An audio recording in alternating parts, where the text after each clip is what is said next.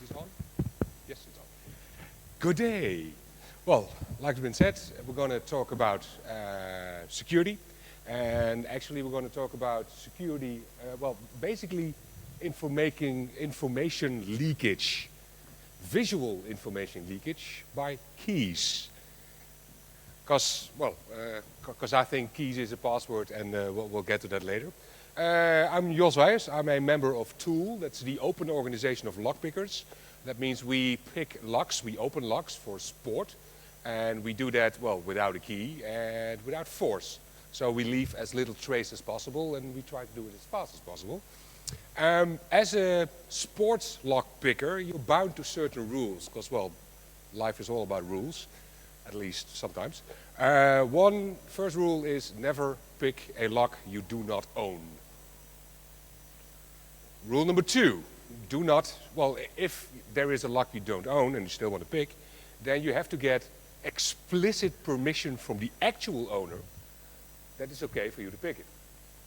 And you should also not pick locks that you rely upon, because at some point you will fail, and if you fail on your front door, then it either won't close or won't open again. So that's a wrong thing. So that's a couple of simple rules that we'll come back to later in the presentation. I'm also a member of Hack42, which is an awesome hackerspace in Arnhem. And Hackaday had a couple of words on that. They said, wow. The 3-letter word does not even begin to describe the awesomeness that is Hack42. And I can only describe that, of course. We'll start off with a small video to get a feel of the talk. There is audio on this, yes.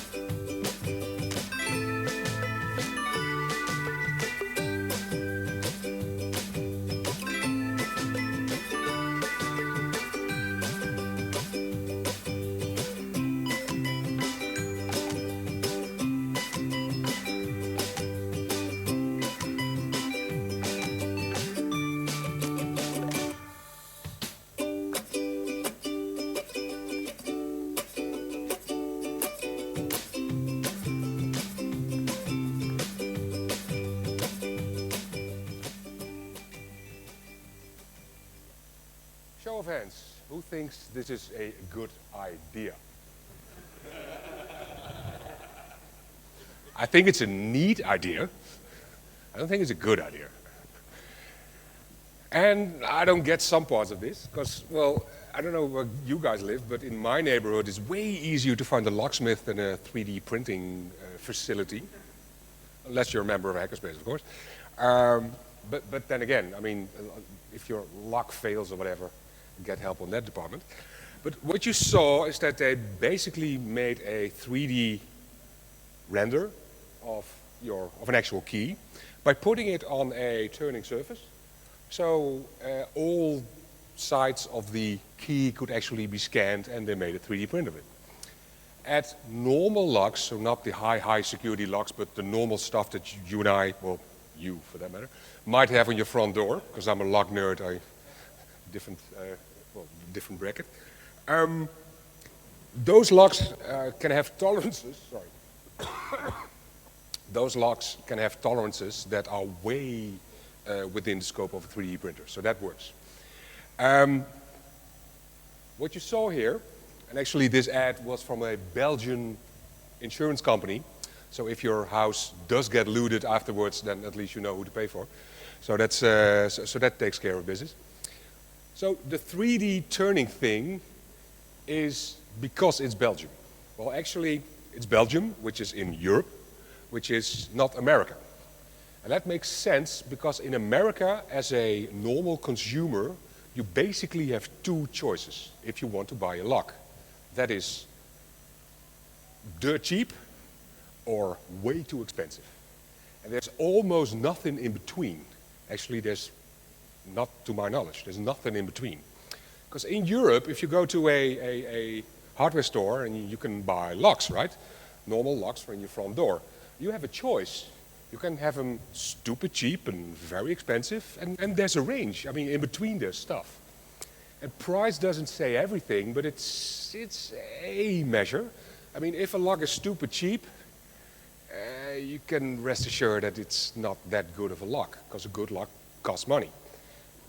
That doesn't mean that if you take a stupid lock and just price it high enough that automatically gets a good lock, but it's something to look at. But in America you have very bad locks and very good locks. Let's not talk about the very good locks because they are very expensive. That's only commercial use. So we have the cheap option. There's actually about more than 95% of all American door locks consist of two brands of locks. That's a Schlage and that's a Kwikset, maybe a Yale, but that's about it.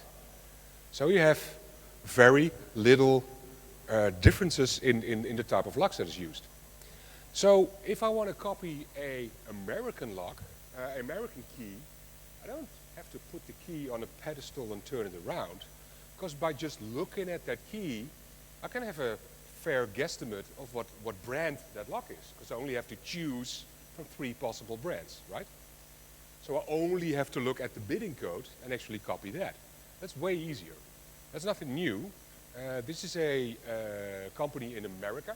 It's called Schlüssel. And what they do, they say just take a picture of your key, one picture, white background, click with your iPhone or whatever.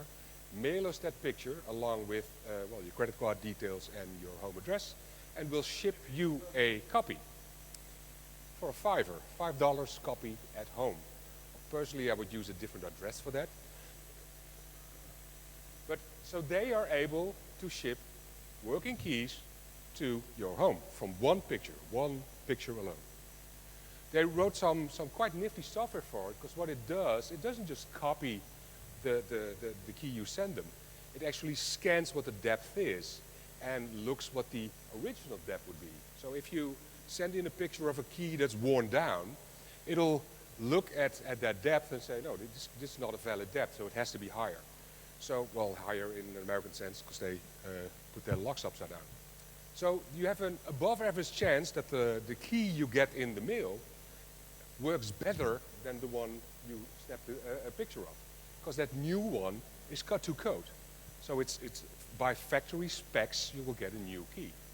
That's kind of neat, right? Click, picture, if you're the one taking the picture, of course. This technique got incorporated in other business models as well. This is Outbox. Outbox only works in Manhattan, so only the tiny island. And what they do, they're basically a reverse mailman. A mail as in physical snail mail. So they show up to your house and take away your mail. And then they scan it and they mail you digitally your physical mail. So even if you're away from home, you can read your spam. That's a good idea. Well, probably they weed that out. But then, of course, they have to have access to your paper stuff. And they say, well, just send us a picture of your key from your mailbox, because that would probably be out of your house, right? Well, if it's in the garage, we need that picture of that key as well. So they have multiple steps, but they stop at your front door, because they say, well, we're not going to go into your house. They have shotguns and they sue people, and so it's I mean, it is America, so they just don't want to incorporate that in their business case, but they could. I mean, that's very doable. So making working keys from a picture is nothing new. This has been done before. This is a picture from 2008, where the University of California did some research. This is a camera with a serious lens, and what you can do with a lens like that is take pictures like this. You see, there's a terrace with a table with a book on it, with keys on it, and if you zoom in enough, you'll see keys. And if you look at, I hope this is shiny enough, almost. Well, let's take a look at this key. See, that's quite straight on picture, so it's well, straight on. So we'll look at these codes. But also, if you look at the head of the key, that's quite a peculiar shape, right? I mean, with 3 holes in there, that's all triangles. And if you know your locks, you go like, well, yeah, it's a quickset. It's a quickset locks. That's the way their heads are shaped. So we know what a original quickset head of a lock of a key looks like. So if we take that picture, we can twist it and crop it and do God knows what with it until that head has the correct shape and size of a normal key. So if you, so in the end, so you keep on changing. If this shape is the correct one, then this is also the correct one.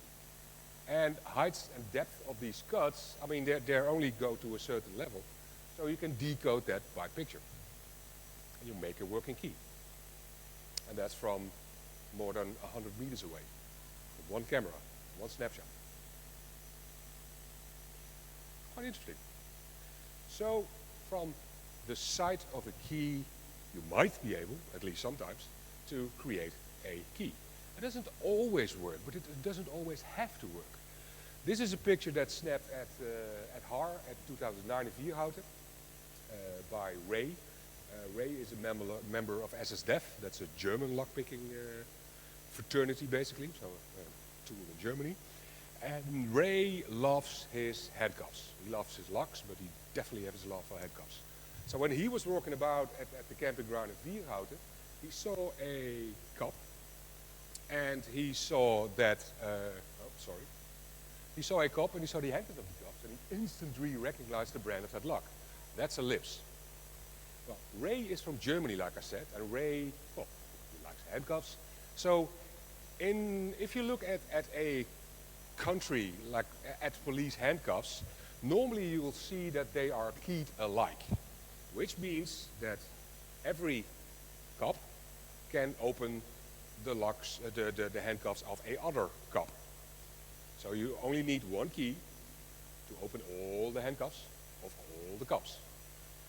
If you think of it just a second, that might sound stupid.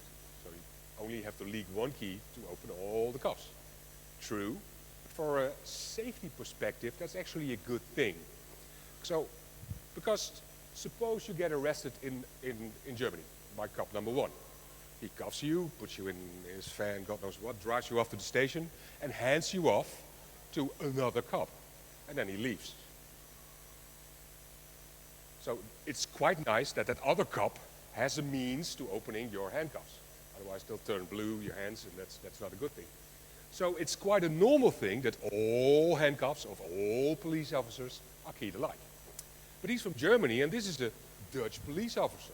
So Ray was like, this is the key to the German ones. Mr. Police Officer, can I please use my key on your cuffs to figure out if that's the same combination?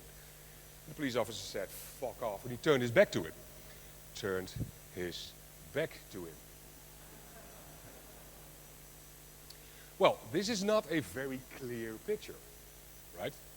So I'm not sure if you can actually decode the actual combination of this lock just from this picture. But you can see that's a high, low, high, bit less lowish.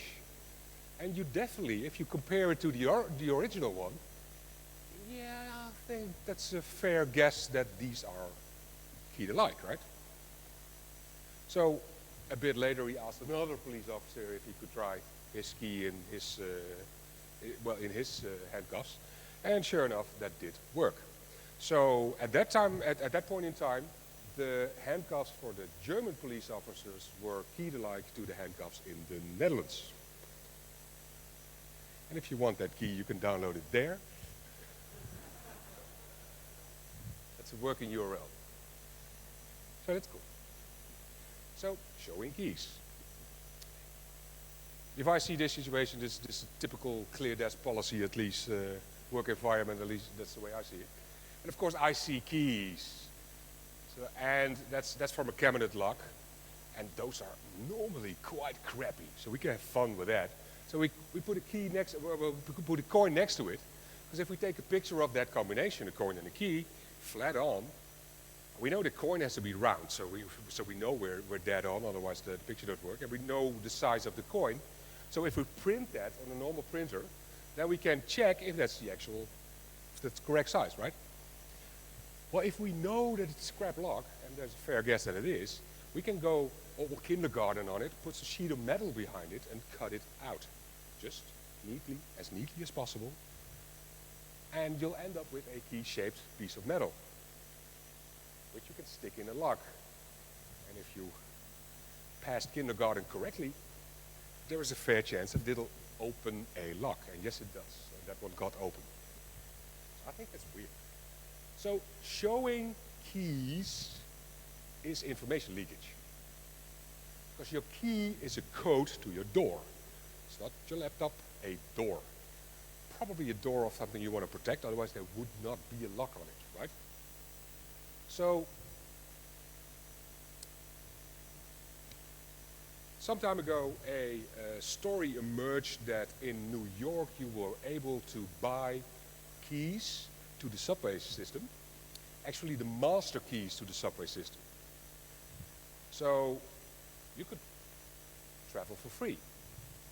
Heck, you could drive for free because you could get into any technical space or whatever, so you can, I don't know, turn this off, that off, yes, no, electricity, whatever. So that was a big deal. And being American and being post 9/11, of course, it was terrorists! They want this key, so this key should never be given out to the masses. That key. And just in case we can't copy keys from this picture alone, they put it on a known map, because that's the subway map of America, of New York, so I know what that grid is. So this should definitely be doable to make, keys from this copy. So instead of showing, terrorists want this key, and now they have it, basically, because that's what we did. So that's a wrong idea. Can I have audio on the laptop again? Let's,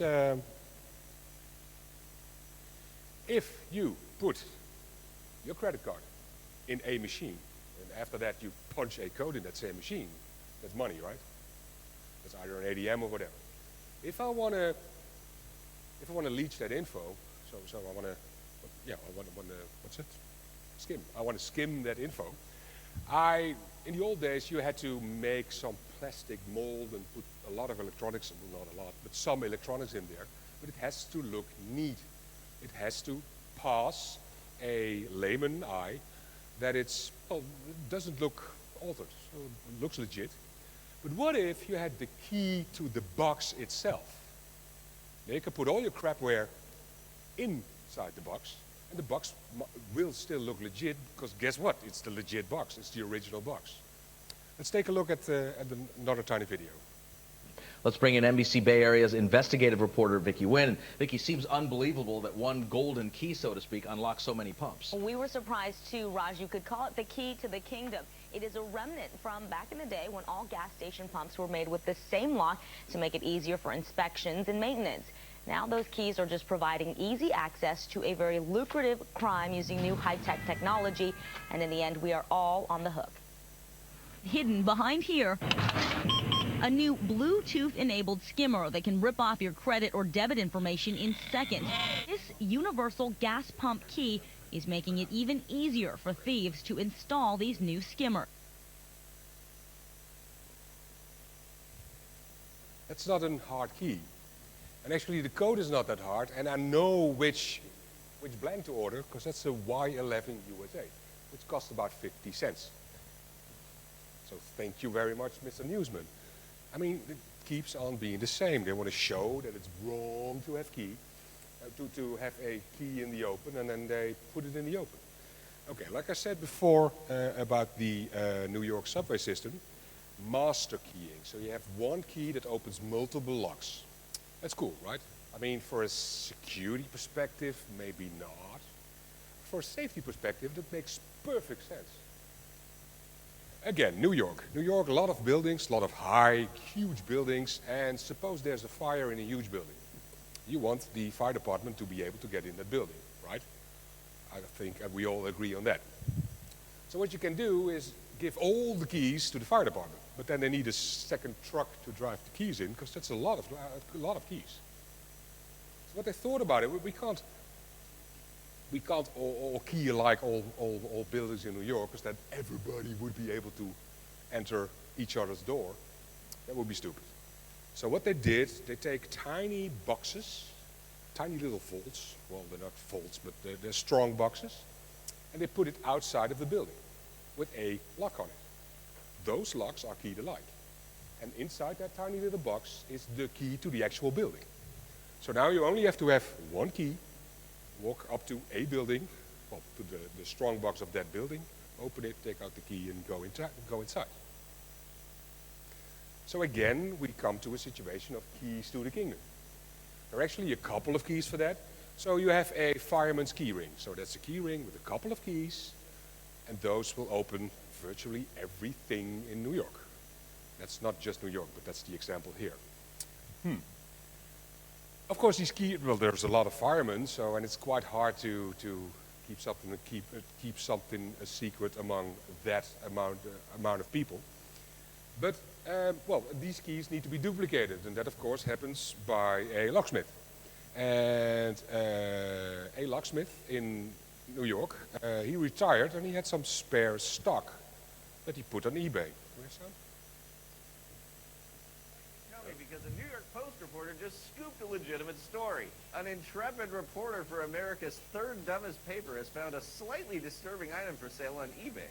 Former locksmith Daniel Ferraris sold the undercover reporter a New York City fireman's keyring for $150. The keys give the owner the ability to control elevators, circuit breakers, subway entrances, and traffic lights all over the city. They essentially become the key maker from the Matrix Reloaded. Media being media, a lot of media isn't written by the outlet you read it at, because they keep on copying each other. So there were newspapers running this article as well, with better pictures. They're all straight on white background. I could even send it to Schlussel and they ship me a copy probably. But then again, media kept on copying on that, and other outlets came with the same story again. But they added also exactly for which key, where it opens what you should do with it, and what you could do with it if you were evil. So what you could do, shut off power to the city hall or police station house. Then the other one, sent all elevators in the Empire State Building on the ground, trapping everybody inside. What you could do, cause massive traffic jam, because that one works on all the version of all traffic lights of New York. Fun stuff. Then we have a fireman's service key. You could take over the subways or World One Trade Center. And that's actually the key we saw before. So there was inflation because this one is more expensive than the one we had out. And this one works on all the street alarm boxes. So it's fun stuff. And actually this last newspaper, they did think a bit about it. Because what they did, they contacted a locksmith, an actual locksmith, and they said, we're going to run this story. And we're going to show pictures of keys. Will that be a problem? So the locksmith went like, I never made keys for my picture. Nope, not a problem. Can't be done. Run the story. Thank you. So the story was, these keys are evil, shouldn't be out there because terrorism and God knows what, and they put the keys out there. Because anyone who knows a bit about keys can definitely cut keys to code from these pictures. And if not, then they do not know their keys. Okay, a bit closer to home. This is the logo of Tech Inc., which is a hacker space in Amsterdam. And like I said, I'm a member of Hack42. And, well, I don't know if you know hacker spaces among each other, but it's a family, right? Like siblings, and siblings do quarrel. So there's a little poking going on, and it's all in good friendship. And Tech Inc. at some point got a new place, which of course has a new lock with a key to it. And one of our members, he contacted one of their members and said, "Are you sure that's a good lock? Because we have a member that knows his keys. If you send a picture of that key, then maybe he can assess if it's a good lock." And this turned up in his mailbox. Well, if you take this picture and draw a line like this, but then neatly, like this, you end up with an outline, right? I just did that. If you feed this into, well, our latest machine, which happens to be a laser cutter, good thing it wasn't a coffee machine, then you will end up with a shape that has the outline of that key, right? Totally makes sense. Okay, first we label it, of course, because, well, we have a ton of those keys laying about.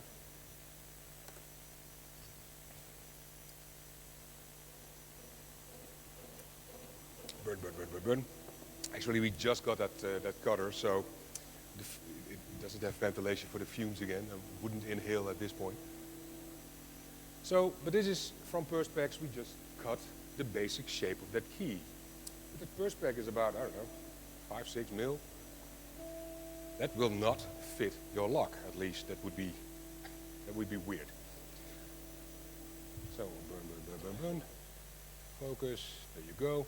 So you end up with something like this. So that's the basic shape of the lock, but it's not shape of the key, but it's not the key. But the outline that I just draw is the correct one-ish. So what you can do, put that one on a normal key duplicator. So on the left side you see our see-through key thingy, and on the right you see the actual dupe, right? So then we end up with a key that might work in the front door. But like I said before, I'm a sports lock picker. I'm only supposed to pick locks that I own or have explicit permission from the actual owner to try that. So I couldn't try it. But of course, being a hackerspace which is open sharing, we put everything on our public wiki, and some people didn't agree with that. And the problem was, does it work? Well, that's actually the working key from their new facility. So, of course, after this, it was all fun and games. So we buy them a new lock, which is way better than the one they had, supplied them with 60 spare keys, and there you go. So it is playing around, no problem with that. Again, closer to home. Can I get some audio on the... This is a tiny little story about speed cams in Belgium. Ons komen regelmatig wel e-mails van mensen die een en ander beweren, eigenaardige mails, maar ook opmerkelijke, zoals deze e-mail die we gekregen hebben. En dat gaat eigenlijk over iemand die beweert dat je heel eenvoudig met een sleuteltje de flitspalen open krijgt. Dus stel je voor, je wordt geflitst, je hebt een sleuteltje en lever je uit op de flitspaal of op de besturing van die paal. En dat je ook die slotjes heel gemakkelijk kan kopen. Ik onderzoek dat even. We zijn in Brussel en we beginnen natuurlijk bij de slotenmaker. Sleuteltjes en een cilinder-slotje. Volgens de mailschrijver zit dit in de flitspaal. En kan ik met die sleuteltjes de flitspaal openen. En hoeveel heeft dat gekost? Dat heeft €14,23 gekost. Als dit werkt voor €14,23, dat is opmerkelijk goedkoper dan een boete van een flits. Dit is hij dan, deze paal. Er zijn in Vlaanderen heel wat acties geweest om deze flitspalen uit te schakelen. Men heeft erop geschoten, men heeft ze in brand gestoken, men heeft ze zelfs afgekleefd. Maar eigenlijk is dat volgens onze mailschrijver allemaal niet nodig. Want het geheim van deze paal zit in deze kast. Deze robuuste kast is de aansturing, de sturing, de elektronica, de stroom van die flitspaal. Dit sleuteltje, dat je daar deze combinatie onschadelijk mee kan maken. En ja, het klepje gaat hier open. De sleutel past. De deur gaat open.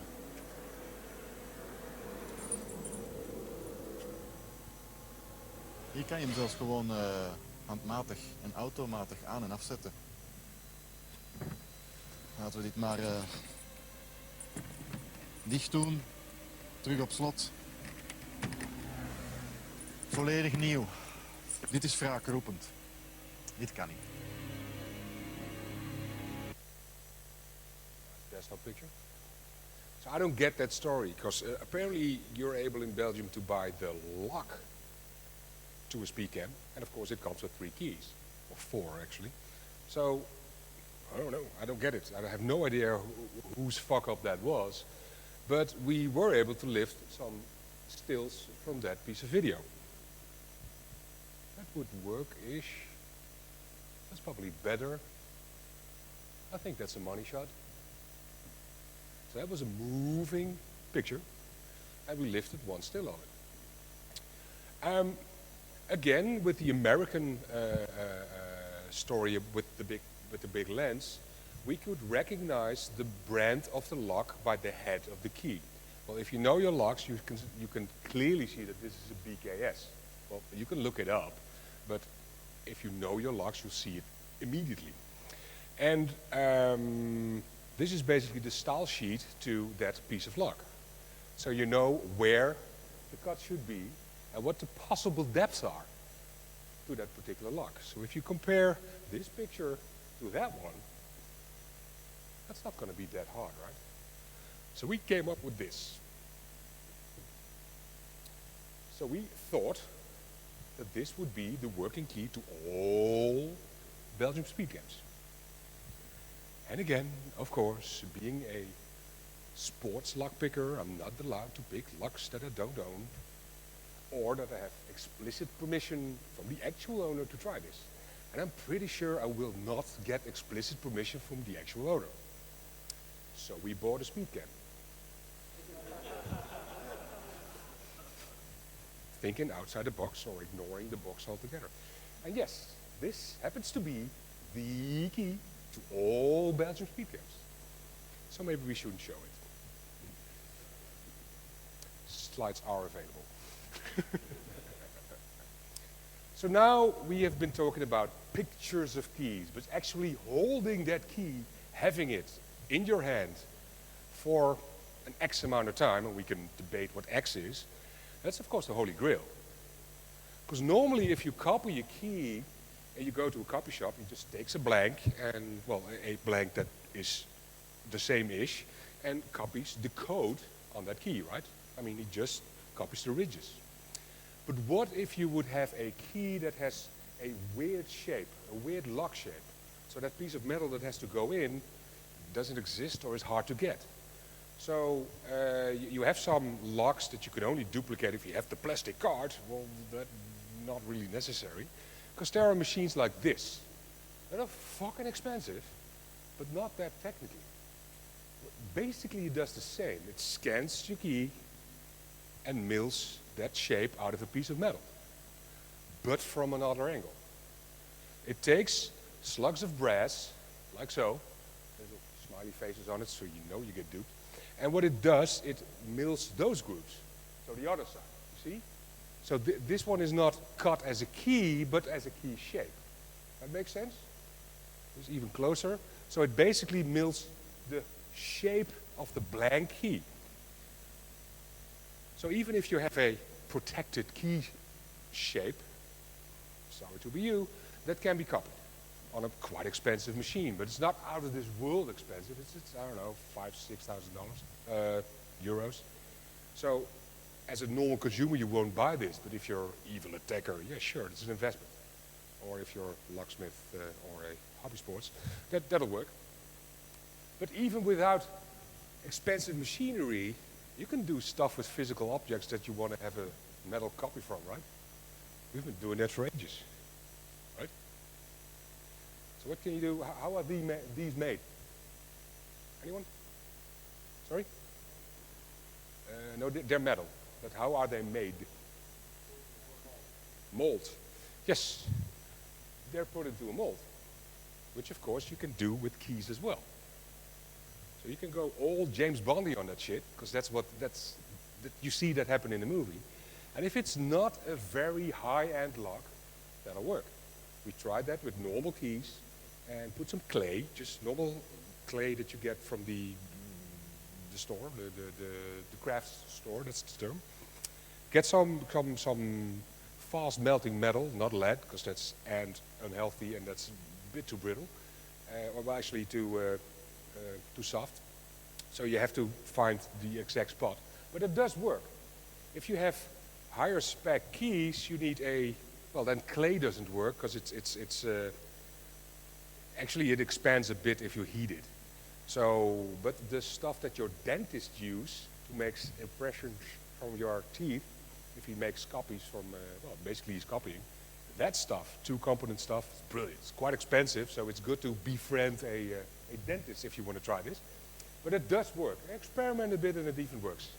And even if you look at the key on the right, that's quite hard to duplicate. With a normal locksmith or normal key copying service, we'll say, no, not going to happen.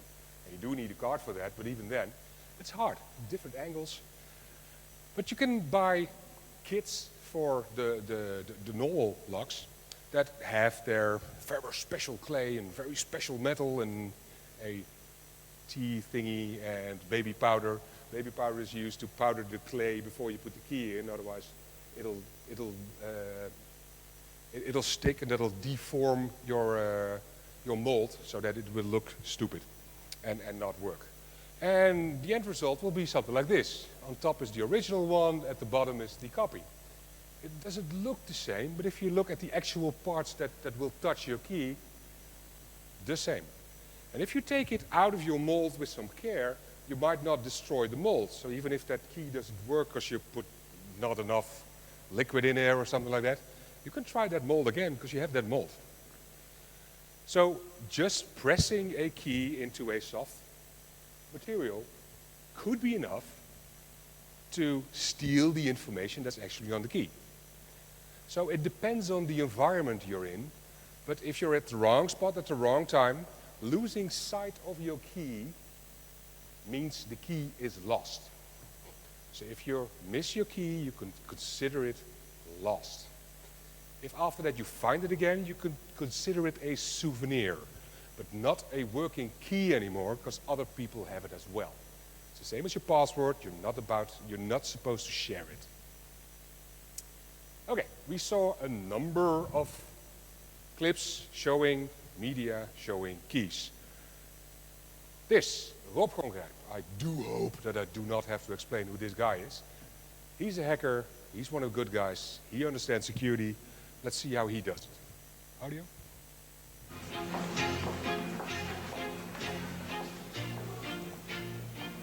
We zijn nu op station Weesperplein, Weesperplein in Amsterdam. En we gaan hier een beetje rondlopen om te laten zien wat wij hier in de jaren 90 allemaal hebben uitgespookt.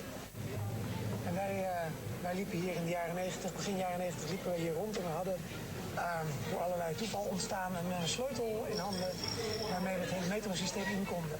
De sleutel paste letterlijk overal op. En dan wil het geval dat er onder dit station allerlei interessante dingen liggen. Schuilbunkers, vreselijk spannend, zeker in die tijd vonden we het geweldig.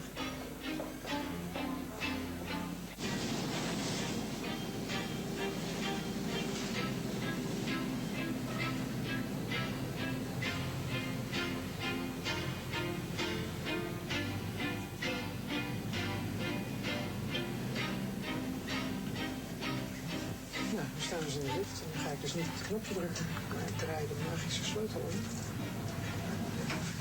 Dan gaat de deur ook keurig dicht en dan gaan we niet naar het perron, waar we gewend zijn dat de lift heen gaat. We gaan gewoon door naar beneden. Tot we aankomen in een veel diepere ruimte. Oh kijk eens, daar is het licht. Geweldig. Fantastisch.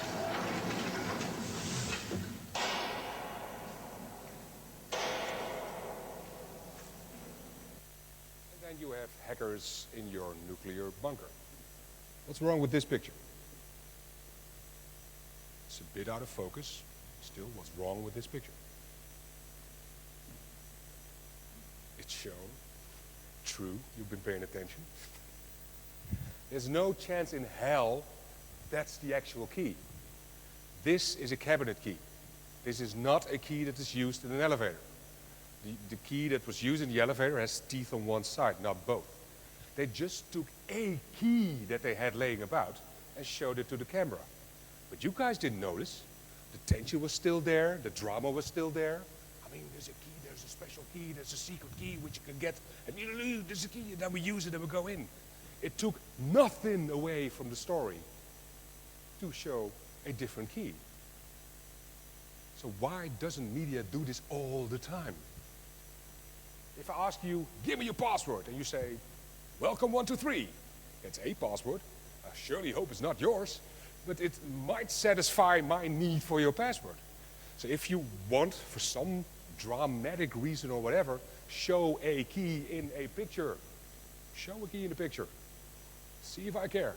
Just do not show the key that you actually should show. Okay, then what? Can't we show keys anymore? We walk around with keys, right? And we use them all the time. Well, this is a way to fix it. That's a key port. That's the way it's called. It's basically a holder that you can slide your keys in and out, right?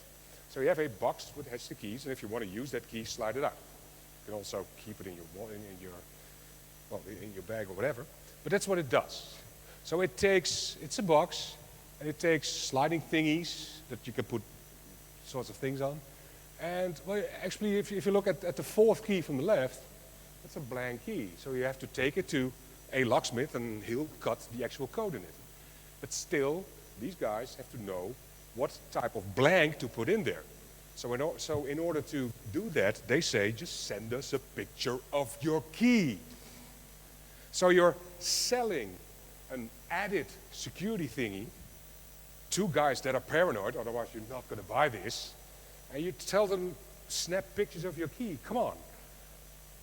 But fair to say, for added security, tiny print, they said you can put some paper on the actual bidding, so we can't read that. That shouldn't be added security. Actually, this is labeled DEFCON. So it's branded for a security conference. That is supposed to be the most hostile digital place on earth. And for people who are there and don't want to show their picture, don't want to show their keys, this shouldn't be added security. It should be the default. If you want a picture of the shape of your key, tell your users to block the actual information. Come on. So we know this is stupid, right? This shouldn't be. Well, for the same thing, I think this shouldn't be. This is a website that's called pleasebreak.in. What he did, he made a engine that looks at the Twitter feed, and he just searches for, I have new key, and does it include a picture? If yes, he puts it on this. So you see all pictures of keys that are new. And, well, these you just say, well, that one location is Fargo in USA. Well, that's a big town. But if you click through, you actually you see the actual Twitter post. And of course, it says Turlock, California. If you click on that, you'll get the map of where exactly in Turlock it is. And you have a picture of the actual house. I'm pretty sure there's a plugin be able to written that does some street view diff thingy, whatever. And that's the key. And of course, you know his Twitter features, so you probably can figure out when he's on holiday. So I think that's a stupid idea, to put your keys on Twitter. Actually, well, I think Twitter's a stupid idea, but that's a different story.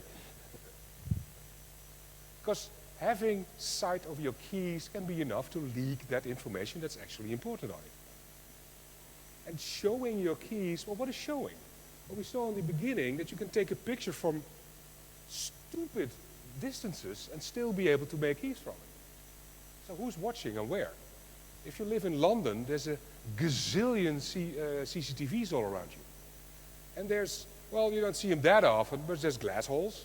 And they're working on Google contact lenses, so you can't even see that. And all of you guys have quite good cameras on them. It's called telephones nowadays. But, I mean, people could be looking at you all the time. So if you use your key, are you sure nobody's watching? Some time ago, when there was an ad, that was osc15, I think, that said, well, if you punch in your PIN code, shield it. We can do that with keys, right? I mean, you're basically using your password, right? Because your key is a password to your door, like we said before. That rhymes. But so if you use it, make sure people are not looking, or use it like that. Okay, one final one, then I'll let you go to the next thing. This is a bad man. He's actually a killer. And I know that because he got convicted for a murder, and he was put to jail. And he walked out. Because the design of the master key was printed on front of the prisoner's information handbook, and a copy of that particular book was given to all inmates upon arrival of that facility.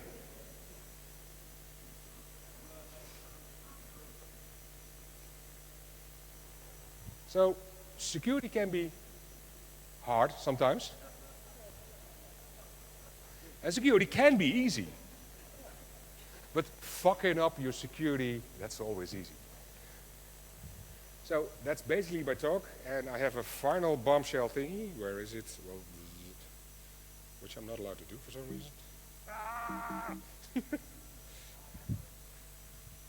It's a operating system. Shut up. Okay, there we go. Ta-ta. There is a hackerspace, a couple of 100 meters that away-ish. I'm pretty sure people can guide you to it. If you've never been to one, please go to that one. And if you're ever in close by Arnhem, visit Hack 42. I'm done. Thank you very much. Any questions? There's one. There's a mic here. Or do we have? We have a walking thingy.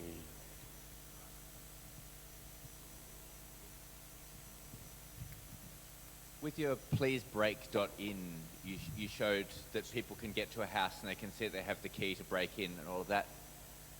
It takes about 10 seconds to smash a window. True.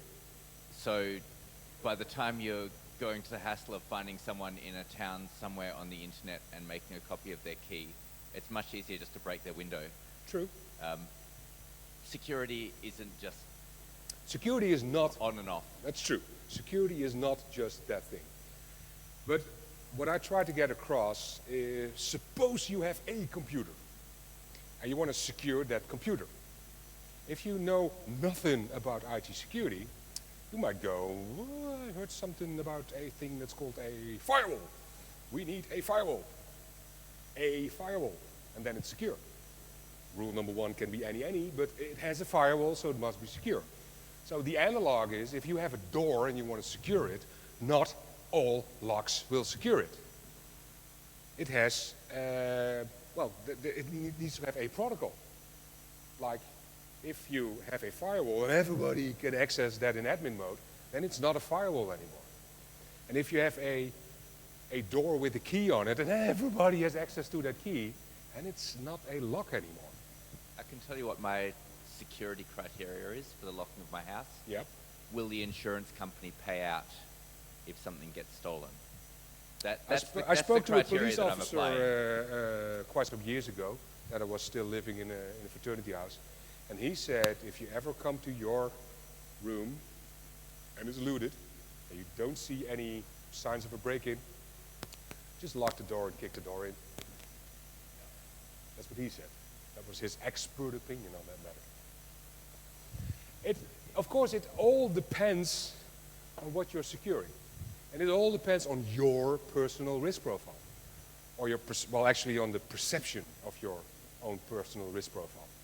I mean, yeah, I know people who don't have that much, so they probably will not get looted. Well, they do have some nifty computers. For the rest, they don't have that much, but they have a cool computer. You can nick that. And it's maybe not just your computer, but there's data on your computer, right? And then there's different doors. I mean, your door you might not find important. That's totally up to you. But at work you have a computer room, right? What happens there? And what could happen there? Because if I show up to your computer room door, your server door, and I kick that door in, that's not much fun, right? Because then I can get in and steal the stuff. It's way cooler to break in and start sniffing stuff, put stuff in, take stuff out. I've got another cool story.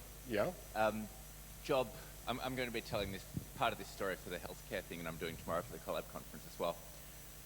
We had a server room, and for fire regulation reasons, it had to be part of the fire escape as well, going through that server room, which meant it had to have an external door on it. This server room was locked with a key that I wasn't given because I was only in IT development at that stage and other people were taking over the server thing. Mm-hmm. I demonstrated at one point with 2 knives taken from the kitchen that I could walk to the door outside, shove one knife up against the wall, shove the other one in, and lever the lock open without having to touch the keys. Yep. There's ways around. The key is not always your secure point. True, yeah. I mean, like I said before, where I was discussing fires in New York buildings, that some safety measures are not stupid, but they eat away of your security. They could eat away of your security. So any measure you take has to be, well, balanced. And that's basically, it all is. I mean, what do I want? I mean, you can make stuff very secure in a way that users will never use it, because it's unusable. I mean, and same with computers, if I have passports that should be 120 characters long, sure, you can enable that, but people won't use it. So it's always a trade-off. Any more questions? There's one. Sorry. Yep.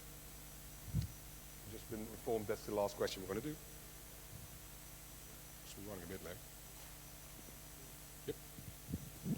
It's actually a response, not really a question. Okay. If you kick in the door or you break the window, somebody knows that you've been in there. Like I said, yeah, same as with the servant room door. If I kick that in, you know this is a... It's really worrying if you don't know somebody went in there. Yep. I mean, and it's not just taking away stuff. You can also add stuff. So that's it. Thank you very much.